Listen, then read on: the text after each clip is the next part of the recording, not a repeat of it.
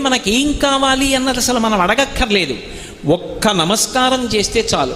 శివుని శిరమున కాసిన్ని నీళ్లు చల్లి పత్తిరి సుమంత నెవ్వాడు పారవయిచు కామధేనువు వానింటి గడి పశువు అల్ల సురశాఖ వానింటి మల్లె చెట్టు. ఇలా అభిషేకం చెయ్యక్కర్లేదుట. పట్టికెళ్ళి ఇలా నీళ్లు ఇలా చిమ్మాడు ఆయన మీద. ఓ మారేడు దళం పట్టుకెళ్ళి ఇలా విసిరి పారేశాడు.